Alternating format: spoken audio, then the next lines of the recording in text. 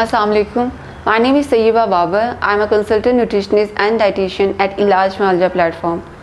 आज हम बात करेंगे कि वो कौन से फूड्स हैं जो कि किडनी के पेशेंट को अपनी डाइट के अंदर ऐड करने चाहिए। तो अगर आप भी इस वीडियो को बारे में जानना चाहते हैं तो इसको एंड तक क्लास में देखें। इलाज मुआलजा के यूट्यूब चैनल को सब्सक्राइब करें और बेल के आइकन को प्रेस करें।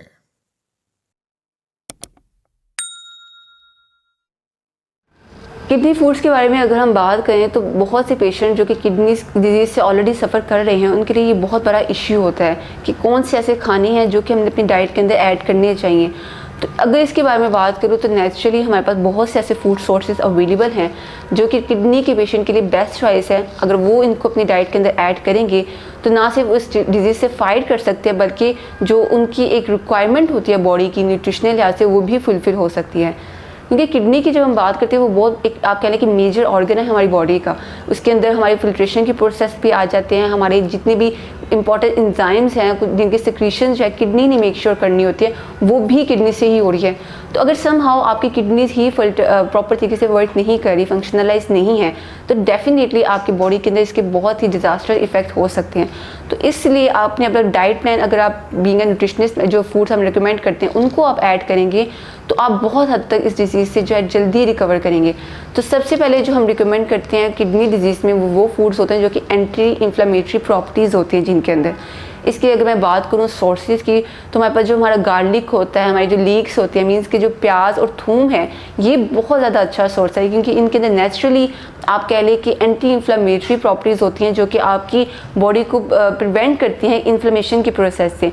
इसके साथ साथ जितनी भी हमारी वेजिटेबल्स है जो कि अट्रैक्टिव कलर्स होते हैं, इनके फ्रेश कलर्स होते हैं जिसमें हमारे पास टर्निप आ जाते हैं, शलजम आ जाते हैं, कद्दू आ जाते हैं जो कि बहुत ज़्यादा अच्छे। चुकंदर की अगर मैं बात करूँ तो वो बहुत ज़्यादा अच्छी चॉइस है जी। इन सब्जियों को अगर आप अपनी डाइट के अंदर ऐड करेंगे किडनी के पेशेंट्स के लिए तो डेफिनेटली ये बहुत ही अच्छी चॉइस है।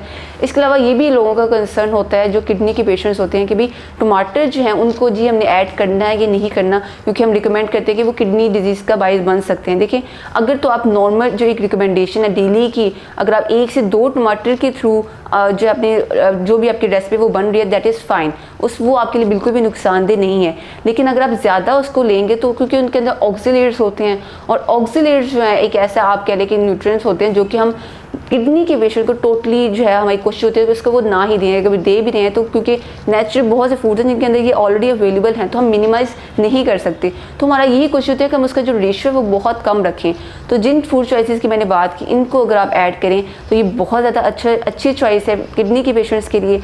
इसके साथ साथ अगर फ्रूट्स में मैं बात करूँ तो हमारे जो एप्पल हैं मुझे वो बहुत ज़्यादा अच्छी चॉइस है, उनको जी आप ऐड कर सकते हैं। बनाना के बारे में कंसर्न होता है कि क्योंकि वो पोटेशियम का बड़ा हाई सोर्स है तो उसको जी हम कहते हैं कि आपने मिनिमाइज़ करना है, कम से कम लेना है, उसको ज़्यादा इनटेक या उसके शेक्स वगैरह उसको जी अवॉइड करना है। इसके अलावा अगर रेस्पेरीज जो होती हैं, जो ग्रेप्स होते हैं, अंगूर की मैं बात करूँ तो वो बहुत ज़्यादा अच्छा सोर्स है। तो डेफिनेटली जब आप इन सब चीज़ों को अपनी डाइट के अंदर ऐड करेंगे तो आप देखेंगे आपको बहुत अच्छे रिजल्ट्स मिलेंगे। अपने डाइट के थ्रू आप अपनी डिजीज़ से फाइट बहुत हद तक कर सकते हैं। Thank you so much.